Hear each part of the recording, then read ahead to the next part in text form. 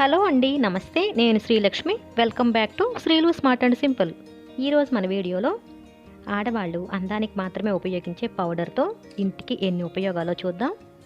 ఇంటిని శుభ్రంగా ఉంచడమే కాకుండా పరిమళభరితంగా చేసే కొన్ని చిట్కాలండి. ముందుగా వీడియోని లైక్ చేసి ఛానల్ కూడా సబ్స్క్రైబ్ చేసుకొని పక్కనే ఉన్న బెల్ ఐకాన్ని యాక్టివేట్ చేసుకోండి. ఇప్పుడు ఇంకా ఫస్ట్ టిప్ చూద్దాం. వంట చేసిన తర్వాత గ్యాస్ స్టవ్ ఇలా ఉందండి. జిడ్డు అలాగే దుమ్ము బాగా ఉంది కదా, దీన్ని మనం పౌడర్తో చక్కగా క్లీన్ చేసుకోవచ్చు. ముందుగా పౌడర్ని ఈ విధంగా చల్లుకోవాలి.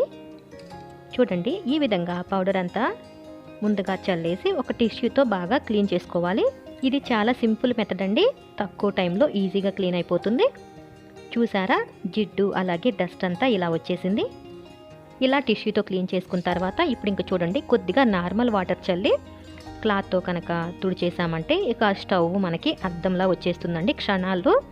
స్టవ్ పైన ఏవైనా కూర మరకలు అలా పడినప్పుడు చివరిగా ఇలా వాటర్తో చల్లి తుడిచేస్తే చక్కగా క్లీన్ అయిపోతుందండి. మనం ఏమాత్రం సబ్బు కానీ సర్ఫ్ కానీ ఎలాంటి లిక్విడ్స్ లేకుండా చిటికలో క్లీన్ చేసుకున్నాం కదా. ఇప్పుడు ఇంకా సెకండ్ టిప్ చూద్దాం. ఇక్కడ మనం స్పెట్స్ గ్లాసెస్ని కూడా ఈజీగా ఎలా క్లీన్ చేసుకోవచ్చు చూద్దాం. జనరల్గా మనకి స్పెట్స్ బాక్స్లో మెత్తటి ఒక క్లాత్ వస్తుందండి. ఆ క్లాత్తో అయితే మనం ఈజీగా క్లీన్ చేసుకోవచ్చు. అలా లేకపోయినా సరే ఈ పద్ధతిలో క్లీన్ చేసినా మనకి గ్లాసెస్ పైన ఎలాంటి మరకలు లేకుండా ఈజీగా శుభ్రపడిపోతుందండి. పౌడర్ని ఇలా వేలుతో తీసుకుని స్లోగా రబ్ చేస్తే అద్దాల పైన మరకలన్నీ కూడా ఇట్టే పోతాయి. ఇప్పుడు ఇంకా థర్డ్ టిప్ చూద్దాం. ల్యాప్టాప్లో కంటిన్యూగా వర్క్ చేస్తున్నప్పుడు ఈ టిప్ బాగా పనిచేస్తుంది. టచ్ ప్యాడ్ పైన ఒక్కొక్కసారి మనకు వేళ్ళు ఫ్రీగా మూవ్ అవ్వండి, చెమట పట్టేసి. అలాంటప్పుడు టచ్ ప్యాడ్ పైన కొద్దిగా పౌడర్ చల్లితే మనకు వేళ్ళు చాలా ఫ్రీగా మూవ్ అవుతాయి. ఈ టిప్ మీలో చాలా మందికి హెల్ప్ అవుతుంది అనుకుంటున్నాను. ఇప్పుడు ఇంకా ఫోర్త్ టిప్ చూద్దాం. మన ఇంట్లో ఇలాంటి రబ్బర్లు ఉంటే కనుక ఒక చిన్న టిప్ అండి. ఇలా రబ్బర్లు మనం ప్యాకెట్ తెచ్చుకున్నప్పుడు చూడండి, ఒకదానికి ఒకటి ఇలా అంటుకుని ఉంటాయండి. మనం కొన్ని రోజులు అలాగే ఉంచేసామంటే ఇంకా మనకి చేతికి కూడా జిగురులాగా అంటుకుంటూ ఉంటుంది. రబ్బర్లన్నీ ఇలా విడదీసేసి పౌడర్ చల్లాలండి. కొద్దిగా పౌడర్ చల్లామంటే మనకి ఇంకా అంటుకోకుండా ఎన్ని రోజులైనా అలాగే ఉంటాయి. ఇప్పుడు ఫిఫ్త్ టిప్ చూద్దాం. ఇక్కడ మనం ముందుగా పౌడర్ని ఈ విధంగా కొద్ది కొద్దిగా టిష్యూలో వేసి పొట్లంగా కట్టుకోవాలి.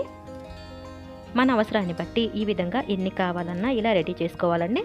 ఇలా పొట్లం కట్టేసి రబ్బర్ వేసేయాలి. వీటిని ఇప్పుడు మనం ఇలా ఉపయోగించుకోవచ్చండి. బట్టల షెల్ఫుల్లో ఈ విధంగా పెట్టామంటే బట్టల షెల్ఫ్ చక్కగా మంచి వాసనతో ఉంటుంది. బీరువాలో అలాగే హ్యాండ్ బ్యాగ్లు, పర్సుల్లో ఇలా వేటిల్లోనైనా సరే ఈ విధంగా పెట్టామంటే చక్కగా అన్నీ కూడా సువాసన భరితంగా ఉంటాయి. ఇప్పుడు ఇంకా సిక్స్త్ టిప్ చూద్దాం.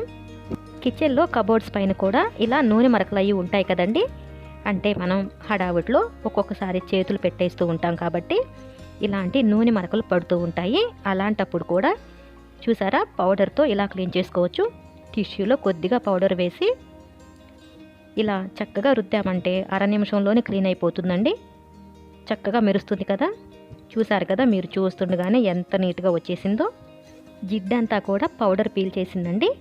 నేను ఇక్కడ చేతితో తాకి చూపిస్తున్నాను, చూడండి ఎంత నీట్గా ఉందో. అలాగే ఇంట్లో ఉన్న తలుపులకు కూడా ఇలాగే జిడ్డు ఉంటుంది కదా, దాన్ని కూడా ఈ విధంగానే క్లీన్ చేసుకోవచ్చు అండి.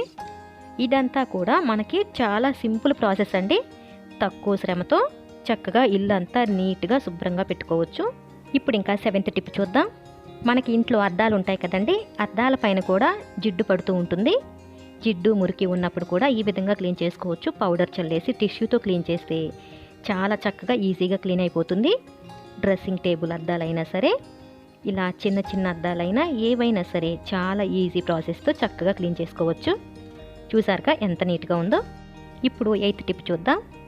పిల్లల్ని పడుకోబెట్టే బెడ్స్ పైన ముందుగా మనం ఇలా పౌడర్ని చల్లామంటే చక్కగా ఆ రూమ్ అంతా కూడా మంచి సువాసన వస్తూ ఉంటుందండి.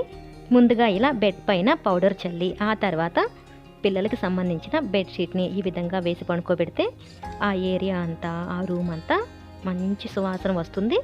అలాగే ఇంట్లో ఎక్కువగా మంచానికే పరిమితమైన పెద్దవాళ్ళు ఉన్నప్పుడు ఈ విధంగా చేయొచ్చండి. బెడ్షీట్స్ మారుస్తున్న ప్రతిసారి కూడా ఈ విధంగా పౌడర్ చల్లి ఆ తర్వాత బెడ్షీట్ వేశారంటే వాళ్ళు కూడా ఆ మంచి వాసనతో కొంతవరకు బెటర్గా ఉండగలుగుతారు. ఇప్పుడు ఇంకా నైన్త్ టిప్ చూద్దాం. దీనికోసం నేను స్టవ్ పైన కొద్దిగా నీళ్లు పెట్టానండి. ఒక గిన్నెలో కొద్దిగా నీళ్లు తీసుకుని వేడి చేస్తున్నాను. అలాగే ఆ నీళ్ళల్లో కొద్దిగా పౌడర్ వేస్తున్నానండి. పౌడర్ చల్లటి నీళ్ళల్లో కలవదండి, అందుకే నేను కొద్దిగా వేడి చేస్తున్నాను. ఇలా కాస్త వేడి నీళ్ళల్లో అయితే పౌడర్ చక్కగా కలిసిపోతుంది. ఇలా కలుపుతూ ఉంటే పౌడర్ కలిసిపోతుందండి. తర్వాత నీళ్ళని పూర్తిగా చల్లారనివ్వాలి. ఈ నీళ్ళని ఇప్పుడు ఒక స్ప్రే బాటిల్లోకి తీసుకుందాం. ఈ నీళ్ళు ఇప్పుడు మనకి ఒక పెర్ఫ్యూమ్ లాగా పనిచేస్తాయండి. చూడండి, ఈ విధంగా సోఫాల పైన, కర్టెన్స్ పైన, ఇంకా బాత్రూంలో టైల్స్ కది కూడా స్ప్రే చేసుకోవచ్చు. ఈ టిప్ మనకి వర్షాకాలం, చలికాలంలో బాగా హెల్ప్ అవుతుంది. ఆ సీజన్స్లో ఇలా స్ప్రే చేశారంటే ఇల్లంతా సువాసన భరితంగా ఉంటుంది. ఇప్పుడు ఇంకా లాస్ట్ టిప్ అండి, 10th టిప్ చూద్దాం.